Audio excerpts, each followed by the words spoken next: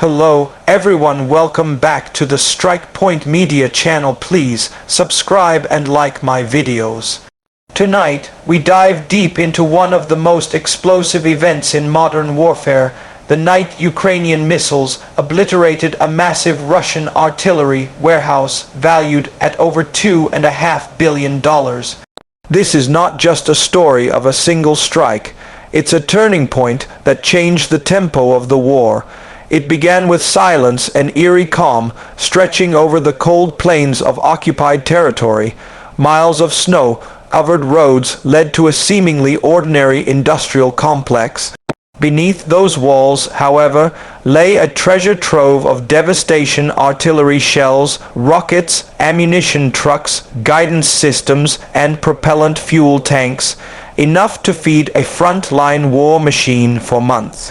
Russian soldiers guarded it day and night, confident that distance and defenses would protect it, but that night Ukraine decided otherwise. Intelligence reports hinted at unusual movement inside the depot. Satellites picked up patterns: fuel convoys, heavy trucks, supply trains offloading containers. Something big was brewing. Ukrainian intelligence and its Western partners analyzed every detail, marking weak points, radar blind zones, and defensive coverage. The operation was codenamed only in whispers. When the green signal came, missiles were loaded, coordinates locked, and engines roared. In the dead of night, the first missile streaked across the sky like a shooting star with vengeance at its core. Moments later, a second followed, then a third, each guided with pinpoint precision.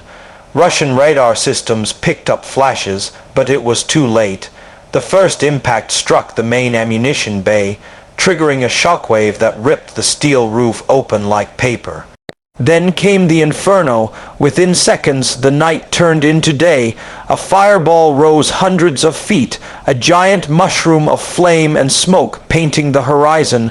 The shockwave shattered windows in nearby towns. Cameras caught the eruption from dozens of miles away. The ground trembled as thousands of artillery shells cooked off, each one exploding in wild succession. The air was filled with deafening cracks and roars. Russian soldiers scrambled, trying to douse flames, but every step forward meant walking into a death zone. Tanks of rocket propellant burst like volcanoes. The sound carried across the steppe, a deep, rolling thunder that spoke of precision, power, and payback. By dawn, all that remained was a blackened wasteland. Twisted metal, burning debris, and melted crates lay strewn across the site. Drone footage showed the once organized rows of ammunition storage turned into a giant crater. Where concrete buildings once stood proudly, there was only ash and shadow. Inside the wreckage, heat still shimmered hours later. Broken armored vehicles lay half, buried in soot. It was a scene out of an apocalypse movie, but this was no fiction, this was real. The exterior of the complex told the story of sheer force. The warehouse had been reinforced with steel plates, thick concrete, and camouflage netting, designed to resist small-scale attacks. It had weathered drone strikes before, but not this. The missiles tore straight through its core. The blast patterns indicated direct hits on pressure-sensitive zones, precisely where ammunition was densest. The outer walls were blown outward, scattering debris like shrapnel across the surrounding forest. Craters several meters deep pocked the landscape. Even heavy transport trucks parked hundreds of meters away were flipped upside down like toys. Trees were scorched into black sticks, the ground littered with metallic fragments glinting under morning light. Inside, the devastation was unimaginable. Steel beams twisted into knots, racks of shells vaporized, and entire sections of flooring caved in. The air was filled with acrid smoke and the pungent smell of burning propellant. The heat had melted the aluminum casings of rocket parts, fusing them together in grotesque shapes. Charred remains of storage containers lay in rows, identifiable only by scorched labels. It was said that the temperature inside exceeded 2,000 degrees Celsius. Some reports claimed secondary explosions continued for hours as buried munitions detonated one by one. In the center of the complex, a massive crater yawned where the main fuel tank once stood. The scale of destruction spoke volumes. This was not a precision strike alone, it was a statement. Performance-wise, the strike achieved everything its planners hoped for. It penetrated one of Russia's most heavily protected supply zones. Satellite imagery later confirmed that at least 3 direct hits were scored. Russian defense systems, including radar and interceptors, were bypassed through clever timing and flight path programming. Each missile used terrain masking, flying low to avoid detection until the final climb toward the target. The result was catastrophic efficiency. Analysts later called it one of the most successful long-range strikes of the entire war. In one night, Ukraine neutralized a stockpile capable of supporting multiple offensives. The Russian army found itself scrambling to reroute supplies, stretching lines thinner, exposing convoys to further attacks. Reports surfaced that the explosion was so intense it registered on seismic sensors in neighboring countries. Firefighters couldn't approach for nearly 12 hours due to secondary detonations. The cost to Russia wasn't just in dollars, but in time, morale, and logistics. Soldiers at the front soon began complaining of ammunition shortages.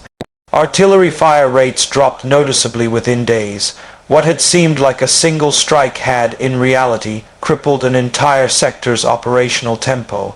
It was a textbook example of precision war, where a small number of advanced weapons inflicting disproportionate damage on a larger enemy. Safety remained a crucial aspect of the operation. The target was selected carefully to minimize civilian risk. The warehouse was isolated, surrounded by military infrastructure rather than homes. The timing was deliberate, launched at night, when civilian presence nearby was minimal. Ukrainian planners relied on intelligence to ensure workers and drivers had departed before the missiles hit. No civilian casualties were reported. This precision and discipline distinguished the operation from indiscriminate bombardment. The message was clear: Ukraine could strike surgically, effectively, and with restraint, a demonstration of both capability and moral authority. In the aftermath, the world reacted swiftly. Videos of the explosion flooded social media.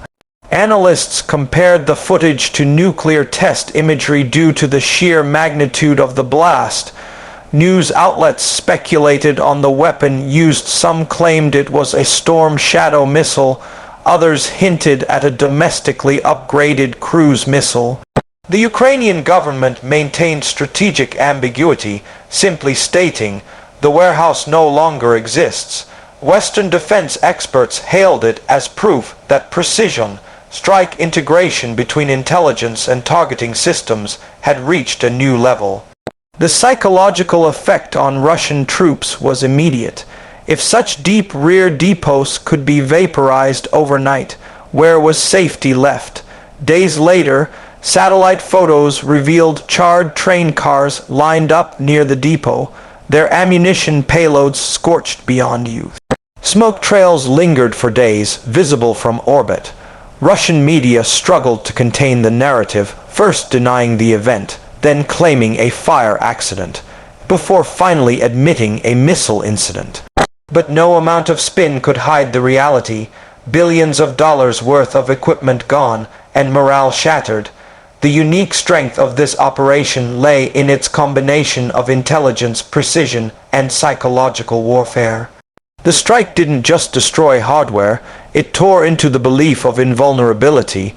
The Russians had built their war machine on scale: vast warehouses, mass artillery, endless shells. Ukraine countered with agility, technology, and surprise. The idea was simple: one smart strike equals hundreds of blind bombardments, and it worked. The footage of that explosion became viral across the world. Every commander watching it knew if $5 billion stronghold can vanish overnight, so can any depot on the map. The financial contrast was staggering. Each missile, perhaps costing under $1 million, destroyed assets worth billions. It was the purest form of asymmetric warfare, brains and precision defeating bulk and arrogance. On a cost-benefit scale, Ukraine achieved near-perfect efficiency. The strike also had strategic ripple effects. Russian logistics shifted deeper behind front lines, making resupply slower and more complicated. That delay weakened artillery support, giving Ukrainian counter-battery units time to maneuver. It was not just destruction, it was disruption engineered with surgical precision. Inside the smoldering ruins, investigators later found traces of advanced material, possibly fragments of the missiles used. Their accuracy left analysts stunned. The strike had hit the most explosive core of the depot, the point of maximum chain reaction. That wasn't luck. It was data-driven targeting, guided by reconnaissance drones and real-time satellite feeds. Behind the scenes, coordination between operators, engineers, and intelligence officers had made this possible. It was warfare rewritten for the digital age. What followed was equally fascinating. Russian forces began constructing decoy depots, empty warehouses disguised as ammo dumps. They scattered containers, painted fake trucks, and used heat emitters to confuse satellites. But Ukraine adapted again. Within weeks, more explosions followed across occupied territories. The war had evolved into a duel of deception and precision, and this $5 billion blast was its spark. International observers described the strike as a message not only to Russia, but to the entire world. Long-range precision weapons in skilled hands can alter the balance of power. The old model of war, mass stockpiles and fortified depots, was now obsolete. Smaller, smarter, mobile operations would define future conflicts. It was proof that intelligence-driven warfare could outmatch brute force. The symbolic meaning ran deeper. For Ukraine, this was vengeance for countless shellings, for cities flattened and civilians lost. For the soldiers on the front lines, it was proof their enemy could bleed, their might could crumble. For the people watching from afar, it was hope, the sight of David striking Goliath with a guided stone of fire. As the dust settled, local witnesses described the scene as something they would never forget. The horizon glowed orange for hours, the air thundered like a continuous drum, and pieces of steel rained from the sky. Even miles away, car alarms went off. The explosion was so intense that it was visible from space. Days later, the crater still smoked, the earth scorched into glass. It was as if a part of the land itself had been erased. In the following weeks, footage emerged showing Russian soldiers trying to salvage what little remained, burnt-out vehicles, melted artillery barrels, fragments of armor, but most of it was beyond saving. The insurance of dominance had turned into an image of loss. Ukraine had managed to do what seemed impossible, hit the enemy where it hurt most, far behind the front lines, without losing a single pilot or crew. Global defense think tanks analyzed the event. They concluded that this kind of strike represented the future, unmanned, data-fed, long-range precision, eliminating the need for massive troop movements. It was efficient, clean, and devastating. Military strategists in other nations took notes. The concept of invulnerable depots was now history. Every war planner understood that with enough intelligence, no fortress was safe. But the story didn't end there. In response, Russia launched retaliatory strikes, attempting to prove its strength. However, these counterattacks often targeted civilian infrastructure rather than military sites, drawing international condemnation. The contrast couldn't be clearer, one side using accuracy to cripple war assets, the other resorting to blind retribution. That difference defined the moral landscape of the conflict. Weeks later, Ukrainian officials hinted that this was just the beginning. Deeper strikes were coming, each more precise, each more symbolic. The destroyed warehouse became a legend on social media. Memes, music remixes, and analyses flooded the internet. It was no longer just a military event. It was a cultural symbol of resilience and defiance. From a strategic standpoint, the strike reshaped supply doctrines. Russia began splitting ammunition storage into smaller, more dispersed sites, which ironically increased vulnerability to surveillance. Every movement became visible to satellites and drones. It was a logistical nightmare created by one decisive night of fire. Even months later, analysts continued to calculate the full impact. The destroyed munitions included rare shells, imported equipment, and precision-guided artillery rounds, all painstakingly produced and transported over months. Their sudden loss crippled not just one offensive, but the potential for several.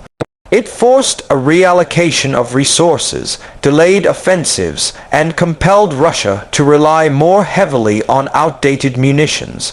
The operational strain showed on the battlefield, where Ukrainian counteroffensives met weaker resistance. In global terms, this event echoed beyond the war zone. Nations studying modern warfare took notice. Small, land strikes using accurate weapons could neutralize even the largest adversaries. It was a wake-up call for every military strategist. Information and precision outweigh sheer quantity. Back in Ukraine, people celebrated the strike as poetic justice. After years of being bombarded, they saw their defenders finally hit back with precision and purpose. For once, it was the aggressor's turn to feel the shockwaves. The footage of that fireball became a symbol of hope, the night sky lighting up not with fear, but with retribution. And that's the real essence of this event. It wasn't just about missiles or warehouses. It was about evolution, the transformation of warfare from brute force to intelligence-driven execution. It was about resilience, a smaller nation standing tall against a giant. And it was about precision, the idea that in modern conflict, accuracy can rewrite destiny. The $2.5 billion lost was not just equipment. It represented months of aggression, millions of shells that would never rain down on Ukrainian cities. In one night, a single operation saved countless lives. As night fell once again over that scarred landscape, the silence returned, but it was no longer the silence of fear. It was the silence after victory, the quiet proof that even in the darkest wars, skill and strategy still matter. So when the world saw that explosion, they didn't just see destruction. They saw a message. The age of smart warfare had arrived, and Ukraine had written its name in its first chapter. Thank you for watching till the end. If you enjoyed this analysis and want more deep cinematic breakdowns of global military events, make sure to subscribe, drop a like, and share this video. Together, we uncover the truth behind every strike, every operation, every ripple in the tides of war. This is Strike Point Media, where intelligence meets impact.